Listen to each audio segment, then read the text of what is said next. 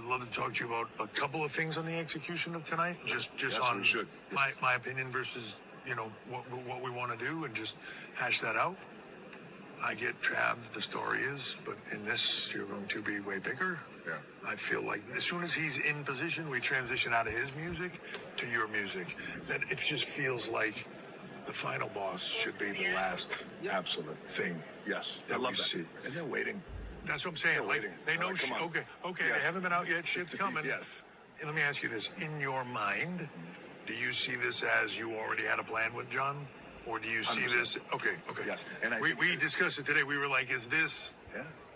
He already talked to you, John, and the plan is in place, or is this John was like, he told him to go fuck that, I'll take that. Yeah. You know what I mean? I don't know I which. think the whole time it's business with Okay. John. I don't think it has to do with our souls, his soul. It's just business. I also think what that does, it puts us in a position where then it all becomes unpredictable. Yeah. If there's a moment happening between Cody and John, do we hold on you doing anything physical where it's just you sort of overseeing all the shit? And I sort of felt like leave the physical on John. The heat is that you orchestrated it. And sort of like in the movie, the top fucking ultimate bad guy that you got to get through doesn't do physical shit till later in the film. Yeah. Tell me what you think of this. I agree. I feel like he tells me, hey, go fuck yourself. Yeah. Right? Let that cook. Look at John. Whatever the fuck it is. Yeah. Bang. Once the beatdown happens, come in, final boss comes in, reveal the belt. By that time, John would have ripped his shirt off, and I think he should go full on. Hyper snooker, that kind of everything gets ripped. Tell me what you think of this. John, hold his feet, Trav, hold his arms. And just one big attack. Yeah. Something like that? Yeah. Yes. Let's all get together and chat about it. Just make sure everybody's on the same page, but I'm feeling that. Love it. So what about the heel turn then of John Cena? John and I spoke. Look, I have my thoughts on things, but whatever you want me to do, I will give you 1,000%, and I will do that to the best of my ability. When we talked, he was like, look, if you want me to lose every match, it's fine with me. You want me to win every match, fine with me. But as a performer, you're sort of going through the motions. You're playing the same concert you've played a million times, and people love it, but I've seen it. But I went to John and said, what if we pulled the lever that no one wanted to ever pull, and what if we turn you heel? Because to me, it sort of felt like never do it. So when we go through that and John and I talk about it, and John is like, wow, I didn't think that's where you were going to go. Oh my God, John, what the hell are you doing? The final boss, John, what the hell? Always has a plan.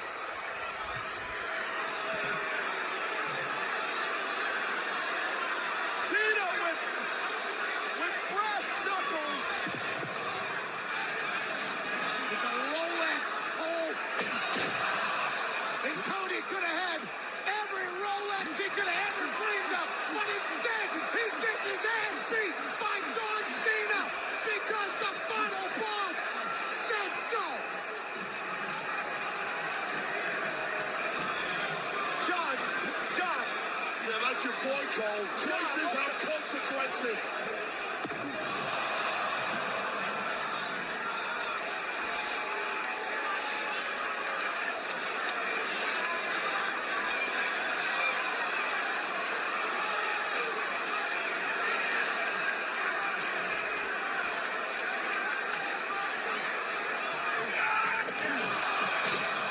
Come on, John, just stop.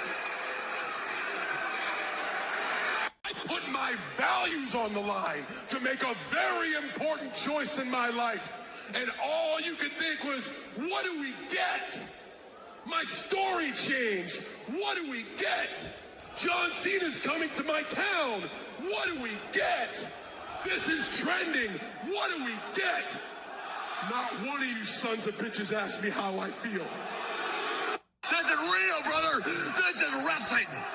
So here we are. This episode is to preview the year-end awards for wrestling in 2025.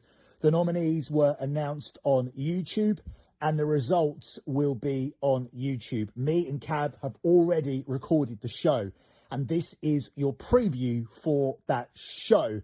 So right off the top, was that the most significant incident? Was that the most significant storyline of the year that shaped the entire year of wrestling? Did it all hinge on that one heel turn, if this year was a success or if this year was not a success? I think unanimous consensus is yes, it did. And I also think unanimous consensus is that it was not a good year for the WWE. Now, or for wrestling in general. Now, I've gone as far as to say that this was, based on expectation versus execution, the worst year in the history of wrestling. Now, I can only think of 3 years that compare to it that may be in the conversation when you are factoring in expectation versus what we actually ended up getting. Now, 1995 has to always be in the conversation because overall, that is the worst year in wrestling. If you didn't have any preconceived expectations coming in, if you put 1995 alongside 2025, 2025 blows it away. So I am talking about years that really, really let you down. And 1995, whilst it was bad, whilst if we're looking at this in a separate way, in a separate vacuum, 1995 is the worst year in terms of storylines, in terms of the characters that you had available. Although I like Diesel, I like Razor Ramon, I like Shawn Michaels, I like Bret the Hitman Hart, I like The Undertaker with his purple gloves. I like watching the New Generation. When it's on, I can sit there and watch it. For me, that's the peak of my fandom. That's where I obsessed over this shit. I wanted everything that I could possibly buy. So it's hard for me to hate something that brings up so many nostalgic feelings. But 1995, if you're looking at it objectively, is the worst year. So it has to be in the conversation. It has to be a year that, even that year, did not hit expectations as low as they were. Another year that we look at is 2001. Coming into the year, there was not a huge amount of expectation other than let's just continue the momentum of the Attitude Era as we roll into year 4 of the Attitude Era in the year 2001. But expectations were massively elevated at around about March time when WCW was purchased, and it opened up a whole plethora of fantasy booking ideas in terms of what we could do with WWE versus WCW. In the end, we know the execution was completely flat. A lot of contracts, the most significant contracts, were not bought out by WWE from Time Warner. We did not get Goldberg. We did not get Hall, Nash, or Hogan. The main stars were Booker T and DDP, and that was not a real invasion, and that was not a real version of WWE versus WCW. So a major letdown, not quite based on expectations at the start of the year, but certainly based on what your expectations would have been come March, April time when Shane McMahon was announced as the new owner of WCW. So that, for me, is always in the conversation. The other one, absolute no-brainer, 2020. We come in off the back of 2019, which wasn't a great year, but there was a load of storylines that did intrigue us going into 2020. Edge was back. The Fiend was the champion coming into the year. Roman Reigns had returned at this point from his recovery from leukemia. Drew McIntyre was getting his push. Brock Lesnar was the champion off the back of defeating Kofi Kingston very quickly on a first episode of SmackDown. And most significantly, WWE were with Fox, and that was a big deal. It promised a lot, promised a lot of old faces, promised a return to WWE focusing on long-term storytelling and trying to appease Fox as much as they could. And that would have lent itself to very good programming with the WWE, with SmackDown being on Fox. But we got hit by COVID, and it doesn't matter what your expectations were coming into 2020, to watch action with no fans, to watch WWE perform in the Performance Center is the ultimate letdown, and realistically always has to be number one, above 2001, above 1995, and probably above 2025. But 2025 is in the conversation. I don't know where you rank it in the top 4, but for me, it is in the top 4, and it all centers around that singular moment and then what we did afterwards. Now, with The Rock bailing out, and he quite clearly did bail out. You have the audio there from Unreal where he's talking to Triple H, and he did bail out. He did leave the company in the ship.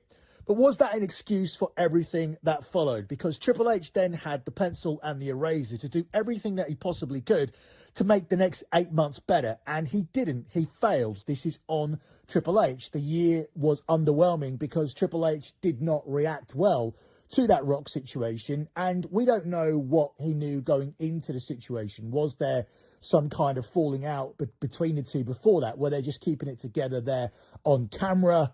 Were there heated conversations before that? Did The Rock let him know, I'm doing this tonight, but I'm not coming back for the rest of the storyline? And if you know that, then do you pull the trigger on such a significant heel turn? Also, we know, or we've heard that Triple H was always planning to do the John Cena heel turn, and it wasn't anything to do with Rock initially, and that was due to take place at WrestleMania, and that was going to be the big WrestleMania moment at 41. So had that happened, in hindsight, if you don't do anything with The Rock, if The Rock stays out of WrestleMania season, if he does his cheesy speech on the first ever Netflix show, which, by the way, was another huge letdown, that opening show was another huge letdown, if Rock just does his cheesy speech and never comes back for the rest of the year, and John Cena turns heel by himself at WrestleMania 41, is that one of the all-time great WrestleMania moments? Does that lead us into the post-WrestleMania programming, and WWE is still hot off the back of the biggest heel turn in the history of WWE, not the biggest heel turn ever, because how as good as Cena's was, Hogan's will always and still is number one. So, yeah, it's for me never going to be as big as Hogan, as much as it was probably even better executed. Obviously, as far as social media numbers go, it blew the roof off everything the WWE have even ever done. But ultimately, it ended up being a failure, and it's a large part of why the entire year was a failure. Although John Cena does appear in a lot of these categories that we gave out. He's a nominee in a lot of these categories. So let's get to them. Let's start running through the categories. I'm going to talk about it a little bit, and then I want you guys to head over to YouTube. So far on YouTube, all we've done is announce the nominees. The show looking at the results is in the can. So me and Cav have already done it. So you can expect that very, very soon. I'm going to get that out as early as Tuesday, maybe Wednesday. So you will be able to see the results. But let's run through the nominees again and the categories. I'm going to talk about them very quickly. And then I'm going to close out and I'm going to send you guys over to YouTube. And I have been very present on YouTube lately. So if you weren't aware of it, I'm back and running the YouTube. I've been doing that for about 4 or 5 months. There's loads of videos out. I've been on there nearly every single week. I'm hearing the numbers are dwindling because nobody gets any notifications about the YouTube. So that for me is an issue, that nobody's getting notifications. There's obviously some kind of shadow ban on there. Maybe too many homophobic or racist or anti-trans or anti-COVID vaccine comments have been made and they've been flagged. Or maybe it's just a bunch of cancel culture wrestling pussies who follow Sean Ross Sapp and Ryan Satin and others who have just come on there and blindly reported videos for no reason. I know I did get a copyright strike for using about 7 seconds of an old WWE clip. And it seems like you can get away with that if you're in bed with WWE and you're just being overly nice to them and praising everything that they do. But if you are being honest about it, if you're being honest about their content, if you are an honest assessor of things that happen, then you can process things correctly and be objective. They don't want that objectivity, so they will flag up your content and give you a strike. So let's move on. We start with the breakout superstar of the year. The nominees in this category were Carl Fletcher, Bron Breakker, Jacob Fatu, and Stephanie Vaquer. Stephanie Vaquer gets in automatically. She has received a super push. Doesn't mean that she's actually good, but you have to look at what you actually see and what's factual. And she has definitely broke out this year on WWE TV. For me, the language is an issue. I don't think she's as attractive as other people do. When you look at the face and whatnot, I think she's very average. Yeah, she's over because she's got one move. But at the end of the day, that doesn't put her, for me, as a strong candidate in this category because she's over because she's got one move. Jacob Fatu, for me, also is someone that I don't think is a strong candidate in this category, not because I don't think he's great, but he more so broke out in 2024, and it was hard to find people for this category. And Bron Breakker's another one who you could say had breakout years in other years, but I think this was his breakout to the main event. And Carl Fletcher, he's obviously been around a while, but I definitely think he broke out this year being attached to Don Callis. So that's how I see the 4 nominees in that category. For Best Female, we have Io Sky, Mercedes Moné, Toni Storm, and Becky Lynch. For me, Becky's done the best work out of the lot. I absolutely loved the fact that she really single-handedly built that anticipation for AJ Lee. Everybody was hating Becky at the time. The way that she got in CM Punk's face was, for me, the best heel work by anybody, male or female, this entire year. So for that alone, Becky Lynch deserves to be nominated. But she did fantastic work elevating Lyra Valkyria, making people care about Maxine Dupree. That was single-handedly on the shoulders of Becky Lynch, therefore removing the tag of Becky Hogan. She did everything that she could to be disattached to Becky Hogan, whatever that meant. Toni Storm is doing the best character, or the most unique character in wrestling. I know we're into like the second year of this, which doesn't really, for me, make Toni a strong candidate in this category. But the fact that this character is just so unique, so over, and the fact that Toni created it means that she deserves this above other people I could have put in here. Mercedes Moné, if you're carrying all those belts, if you are having good matches, I don't think they're great, but if you're having good matches all the time, you deserve to be here. You can't leave her out when she's carrying all of those belts. Now, does it mean anything? Do I agree with it? Do I think that Mercedes Moné is better than Sasha Banks and this is the best run of her career? No, I don't. I don't think it is. But she is ultimately someone who is carrying all of the championships. She's heavily featured. She's highly paid. So you have to put her in this category, whether you are a fan or not. And Io Sky had the best women's match of the year, in my opinion, at WrestleMania. She was the champion, and she's been heavily involved in everything. Her in-ring work is great. Not a fan of the character. I think this is an overpushed character, overpushed person. But because of what we've actually seen, because of the match quality, based on the fact she was champion and the fact that she's prominent, she needs to be in this category. Moving on to Best Male of the Year, we have Gunther, Cody Rhodes, Hangman Page, and John Cena. Gunther obviously needs to be here. He bought the championship belt, the World Heavyweight Championship belt into the year, carried it into the year, lost it to Jey Uso, won it back when that experiment failed, dropped it to CM Punk at SummerSlam, and then, of course, got to retire John Cena. When you have so many accolades, when you are that important, and when so many people, not me, but when so many people love your matches, you have to be in this category. Cody Rhodes, of course, the most pushed man out of the lot. He is QB1, so they say, and therefore he needs to be in this category. When you come in as champion and you end the year as champion, although we do know he's lost it now to Drew McIntyre, you have to be in this category. Hangman Page was the #1 guy in AEW this year. He had the big storyline where he finally got to the throne, the Death Riders, and so many people were happy about that. A, because they like Hangman Page and thought he deserved it, and B, everybody was fucking sick and tired of the Death Riders. And John Cena, the whole year was about John Cena. Now, it's an odd one because we're saying that the year was bad and the main thing that made it bad was the fact that that heel turn didn't work. But boy, did John Cena try to overcome it. I felt that all of his promos were great. I thought that his matches were excellent. John Cena seemed to get better as the year went on. Originally, he was a little bit of a statue. I don't think he was overly mobile. And it looked like it was going to be a very long year. And it was going to be a tough watch when it came to John Cena's in-ring stuff. But he turned it round and had some of the best matches of the year. And he really did try with that heel stuff. He was just in a position where it became impossible because you constantly weren't getting the explanation when it came to what happened with The Rock. Moving on to best heel of the year, I have Dominic Mysterio, Gunther, Becky Lynch, and MJF.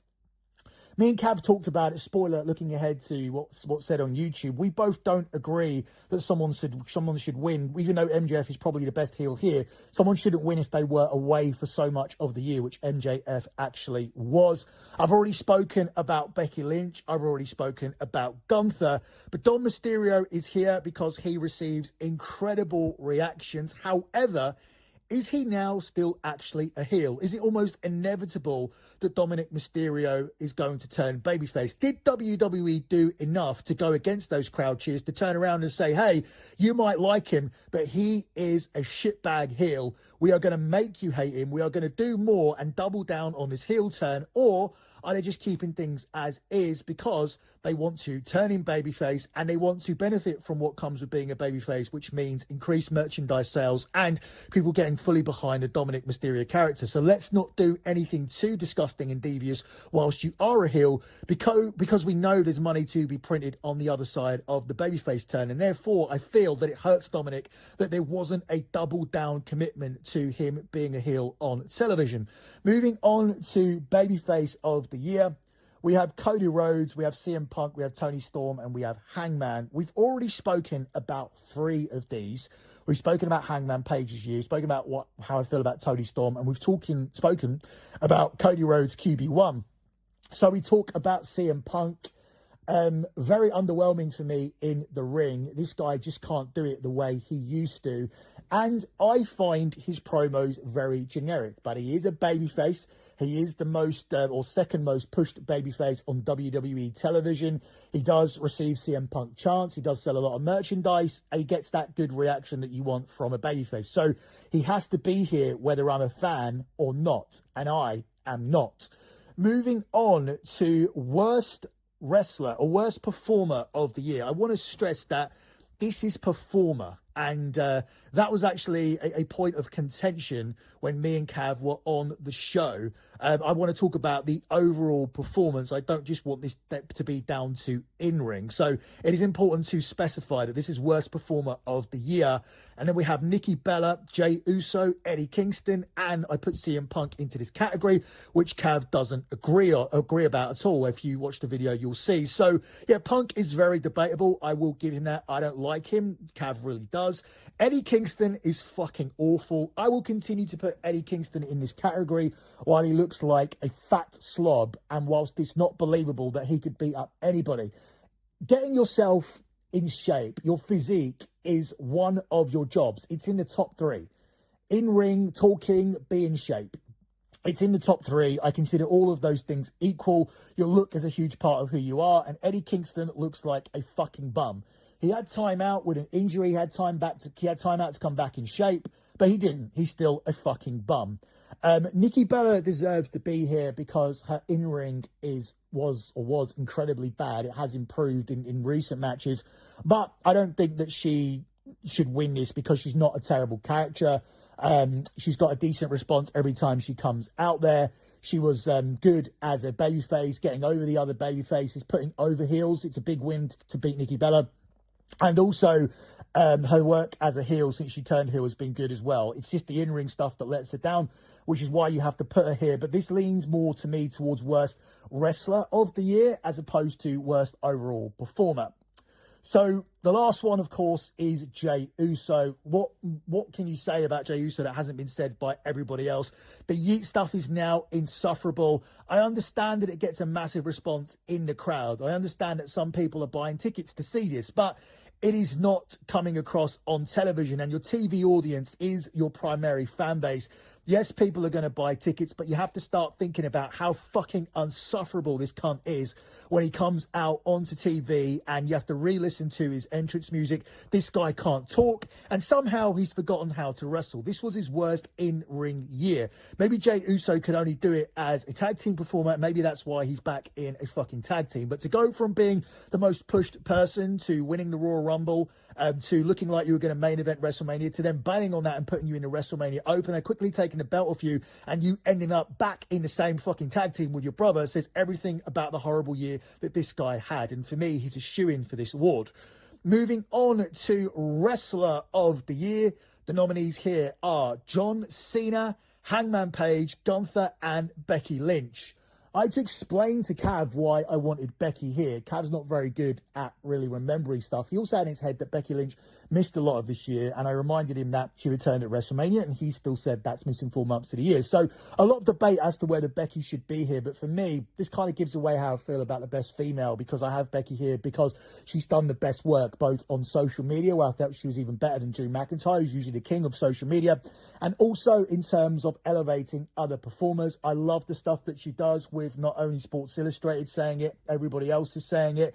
It's been very unique. It's been must-see TV every time she's been on TV. Even though I'm a big fan of Hulk Hogan, I have to give her a thumbs up for dressing up as Hulk Hogan when the Becky Hogan stuff was out. Don't like what she said about him personally, but this isn't down to personal preferences.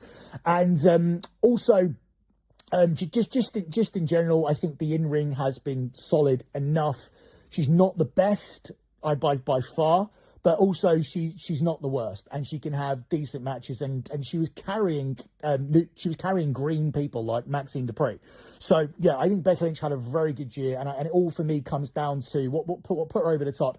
It comes down to her work with CM Punk, building up for that AJ Lee return. She made that bigger than it could have possibly been. I've spoke about Gunther. Gunther's been giving everything this year. Title reign, giving the title back.